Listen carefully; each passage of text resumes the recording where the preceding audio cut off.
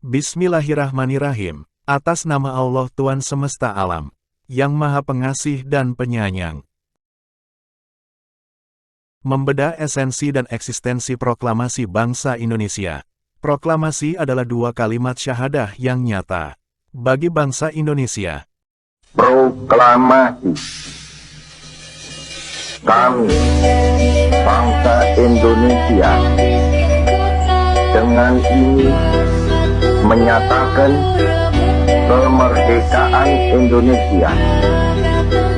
Hal-hal yang mengenai pemindahan kekuasaan dan lain-lain diselenggarakan dengan cara saksama dan dalam tempo yang sesingkat-singkatnya.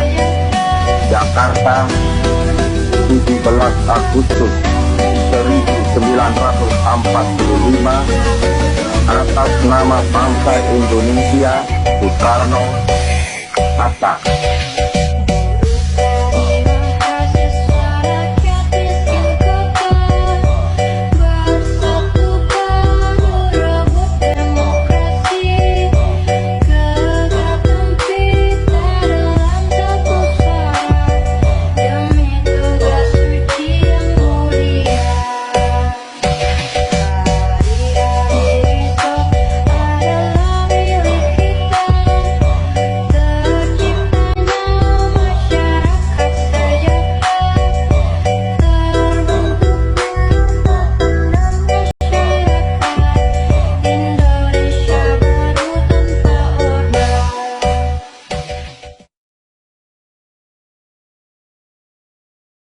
Pahamkah apa yang dimaksud nubuwah? Nubuwah itu, satu kata yang berasal dari bahasa Arab bukan? Apakah sudah tahu maknanya? Mari kita pahami makna kata nubuwah, secara ilmu bahasa Arab ya. Dalam pelajaran ilmu sorof, nubuwah berasal dari akar kata naba, di mana naba artinya berita, maka pengembangan kata atau sorof, dari kata naba menjadi nubuwah. Maknanya berpijak dari kata naba adalah berita, maka makna kata nubuwah adalah isi berita, penjelasan berita atau konten berita. Maka pembawa berita atau pembaca beritanya, dalam bahasa Arab disebut nabi. Pahamkah dengan penjelasan itu? Atau perlu dengan penjelasan lain, yang lebih detail, seperti berikut. Secara etimologis, istilah nubuwah berasal dari kata naba'a, yang merujuk arti pada kabar, arta, berita, atau cerita. Kata nubuwah sendiri merupakan bentuk masdar dari naba'a.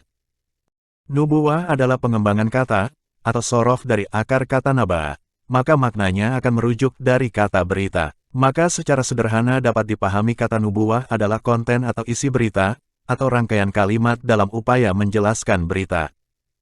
Sehingga apa yang diberitakan dapat dipahami lebih jelas oleh manusia, maka ini dapat dijadikan pemahaman umum, agar semua manusia khususnya bangsa Indonesia, tidak terjebak pada pemahaman dogmatis.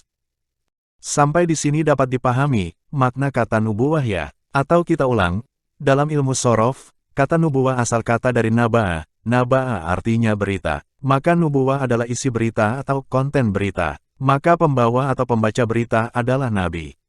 Jadi esensi makna dari kata nubuwah, adalah isi kalimat dalam sebuah berita, yang dibacakan oleh sang pembawa berita yakni sang nabi. Kalau pembaca beritanya wanita disebut NABIYAH. Sepakatkah dengan pemahaman ini? Kalau belum dapat disepakati, mari kita bahas ulang lagi, berkali-kali agar dapat diterima pemahaman ini, agar pemahaman ini dapat dipahami berdasarkan ilmu, bukan berdasarkan dogmatis dan emosi. Jika sudah bisa diterima, bisa kita lanjutkan. Jadi hilangkan pikiran dalam benak kita, ketika kita sebut atau dengar kata Nabi, lalu yang muncul hanya sosok Nabi Muhammad saja. Jadi hilangkan paham lama kita, ketika kita sebut kata Nabi, lalu yang muncul hanya sosok Nabi Muhammad saja. Sebab Abu Jahal juga Nabi, karena dia juga pembawa berita, beritanya adalah menentang pernyataan Muhammad sebagai utusan Allah. Jadi Muhammad adalah pembawa berita atau Nabi kehendak dari Sang Pencipta semesta alam, sedang Abu Jahal adalah pembawa berita, Nabi berdasarkan kehendak dari manusia, utusan manusia mewakili manusia bangsanya, esensinya mereka sama-sama Nabi. Abu Jahal adalah Nabi, Nabi yang mewakili kehendak manusia, mewakili kehendak bangsanya. Abu Jahal Nabi, karena membawa berita, beritanya adalah menentang pernyataan Muhammad sebagai utusan Sang Pencipta alam semesta. Muhammad dengan kecerdasannya menjadi nabi, pembawa berita, diutus berdasarkan kehendak Sang Pencipta alam semesta dengan perjanjian dan perintah Sang Pencipta semesta alam. Itulah hasil Iqra, bacaannya. Lalu wahyu itu diberitakan ke manusia. Disinilah perbedaan esensinya, siapa yang mewakili siapa, jadi dapat dipahami secara umum, bahwa pembawa berita, dalam bahasa Arab, disebut Nabi ya kan, jadi dapat diperlakukan pemahaman ini, ke zaman sekarang. Bahwa siapapun yang membawa berita, maka ia dapat disebut Nabi kalau lelaki. Kalau perempuan disebut Nabiyah, paham ini dapat diaplikasikan, pada zaman sekarang, bisa kan ya, sepakat ya pemahaman ini, bersambung. Segala puji bagi Allah, Tuhan semesta alam, yang maha pengasih dan penyayang.